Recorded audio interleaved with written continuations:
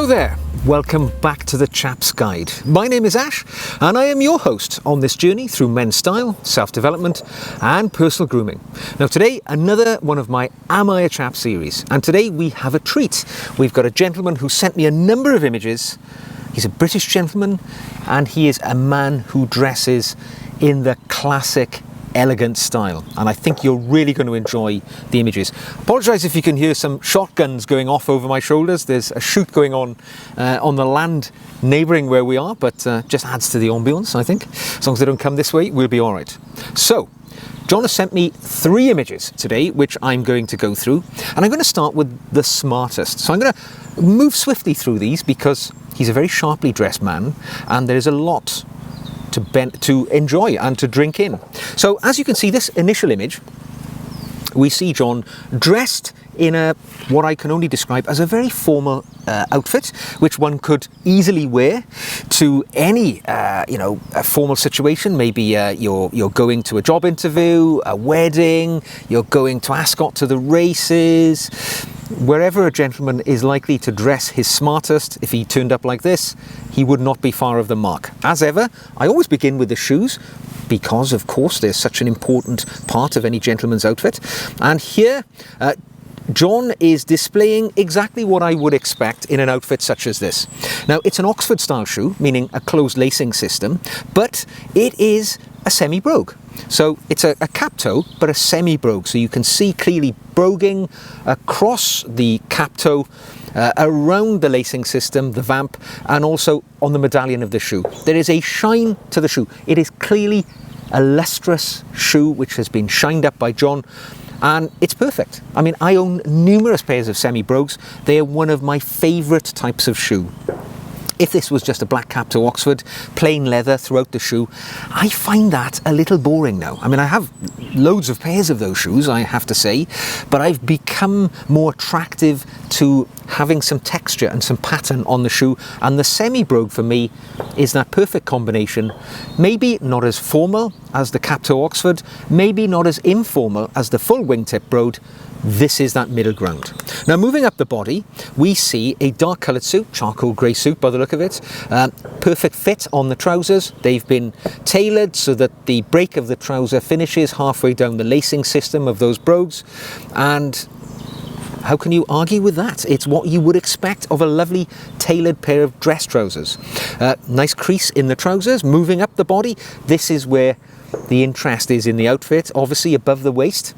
And here we see that it's a 3-piece garment. A waistcoat. Now, it's a waistcoat without lapels, which is great for wearing quite light under the jacket. And obviously, the thing which draws the eye immediately is the fact that John is wearing a pocket watch, and we see a double pocket watch chain to both the pockets within the waistcoat, and there is a medallion hanging down. It appears to be gold, precious metal, which is always going to draw the eye. It's always going to look smart, and it immediately sets the tone for this outfit. It lends it something of a vintage vibe, but at the same time, because the suit fits so well and is so timeless in its cut, it just works. And I think you'll agree. One of the things which is imperative with a waistcoat, and this is something I hate to see when a gentleman wears one, bottom button undone, yes, but you should not be able to see any of the shirt or any of the gentleman's belly sticking out from the bottom of the waistcoat. I hate to see it when waistcoats don't fit correctly in the length and we see a flash of the gentleman's shirt. There's meant to be total continuity of the colour. You shouldn't see any shirt poking out of the bottom. And this is a good fit. Now, looking at the jacket, it appears to be a 2-button, single-breasted. I think, I can't quite see, but I'm guessing, let's have a look. Yeah, it's a notched lapel coat, made of, a sort of woolen fabric by the look of it. But the important point to see the length of the sleeve, good fit. We just see a little bit of the shirt poking out from under the sleeve, which is what you would want, quarter, half an inch of the sleeve visible. And the accessories, other than that beautiful pocket watch chain, we see a pocket square in a sort of burgundy or reddish colour, in a presidential straight fold, Can't go wrong with that. Looks good. Shows that you've taken the time to dress your garment. And on the lapel, John is wearing a poppy, one of the small enamelled poppy badges, which are very popular here in the UK, which are worn in the month of November up to November the 11th in recognition of Remembrance Day on November the 11th, of course. And I believe that John is a military veteran, so showing some allegiance to fallen comrades. Looking across to the shirt, a white shirt. Can't go wrong with a white shirt. It's correct for every single occasion in life. Wedding, funeral, and everything in between. Happy occasions, sad occasions, white shirt will never be the wrong shirt to wear. And quite a broad spread to the collar, which means that you need quite a powerful tie to fill that gap.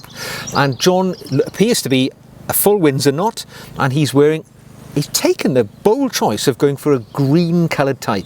Now, I don't often wear green, and if I do, it's rather a darker colour green, but John has really shown us here green works for him. And that is a lovely, lovely outfit. Formal. The green colour tie brings an element of levity to it, but if you wanted to change the look of that outfit entirely and make it totally, acceptable for any occasion, you put a silver coloured tie on, or something of that nature, and it's good for everything.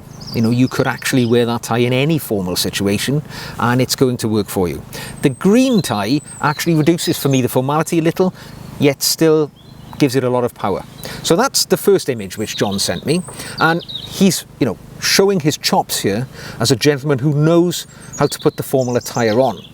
Now we go to perhaps more of a summer outfit for a gentleman, and here we see John, maybe just a larger image of John in what I would describe as a light grey three-piece suit.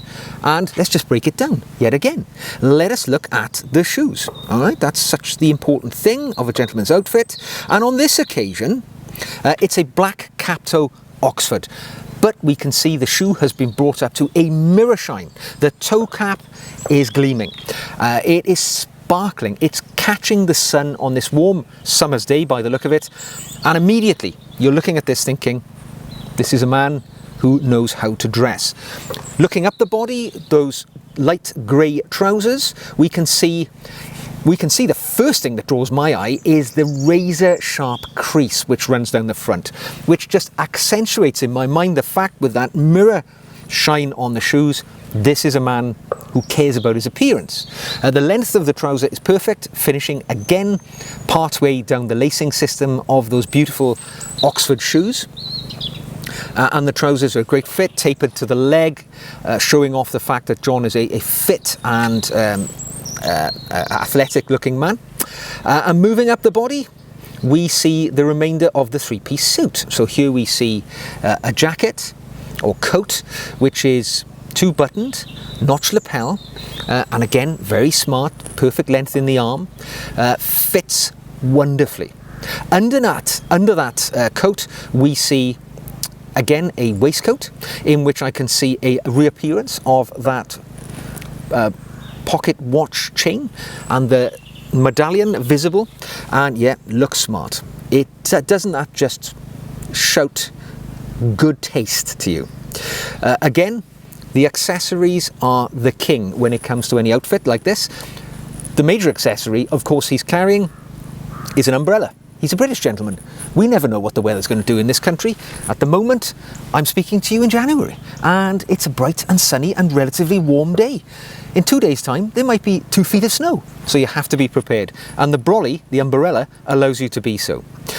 Also, we've seen the accessory, that pocket watch chain, draws the eye, very attractive. The pocket square, this time a darker or navy blue colour, worn again, presidential, straight fold. Very sharply done, actually, it really looks the part. On the lapel, we see the appearance of, I recognise that badge, it is a veteran's badge, indicating that John is a British military veteran.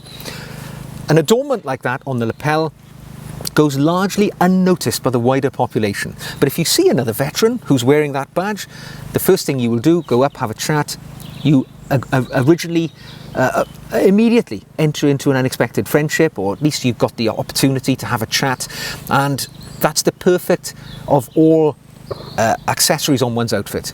It makes you more accessible to people.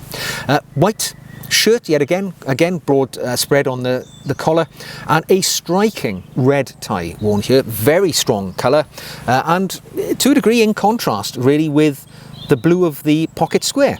There's a lot going on.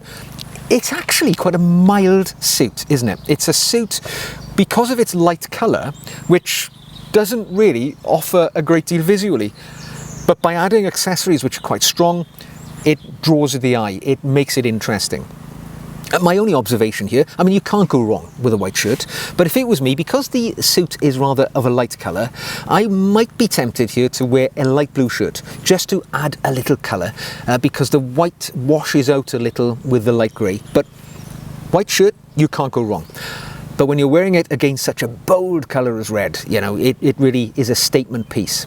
And of course, John is wearing a bowler hat, which is in keeping with the colour of the rest of his outfit. And the bowler hat, for me, the best hat any gentleman can wear. I own one myself, I wear it frequently. It is the classic hat of a gentleman, and it absolutely tops off this wonderful summer outfit for a gentleman who is strolling perhaps around the city of London or any other metropolitan city and wants to stand out from the crowd.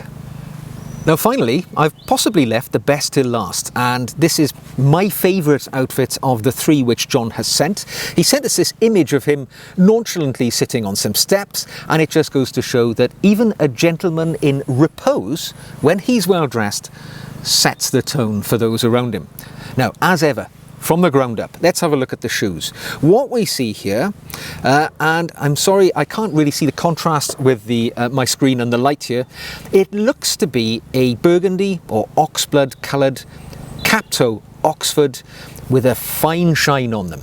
Leather soles, I can see that much, and they look absolutely in keeping with what we're about to see as we move up the body. We know that John has a good collection of shoes here. We've seen two of the classics already in the black semi-brogue and the black cap to Oxford, and this is another shoe which is such a good addition to one's outfit.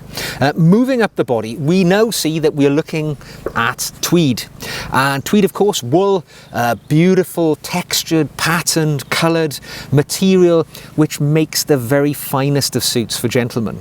Often worn in the country because they tend to be in country colours, but equally wearable anywhere these days. And if we look at the trouser, we can't really see the break, of course, because he's seated, but I've no doubt that it fits perfectly. But again, how many times have I said this? The crease catches the eye because it's breaking the light. You know, we can see light on one side, shadow on the other, and we know immediately that John is a man who's laboured over an iron to make sure his trousers look perfect.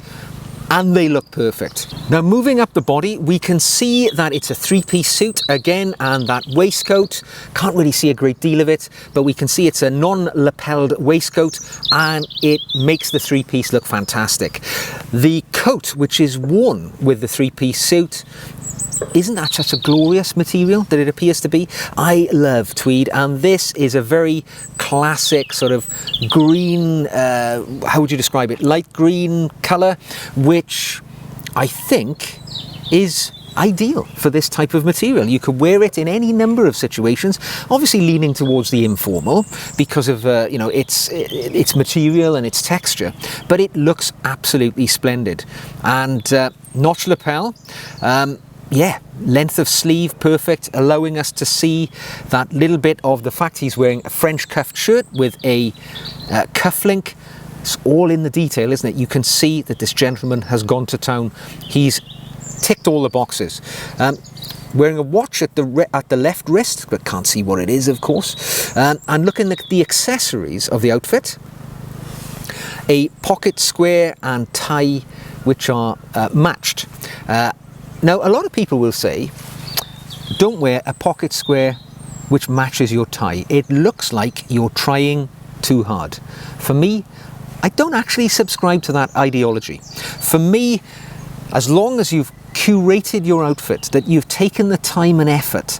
And what John has done here, I think, is by having what is quite a large expanse of the same material, trousers, waistcoat and jacket, it needs something to break it up. It needs a little bit of colour in the pocket square and in the tie.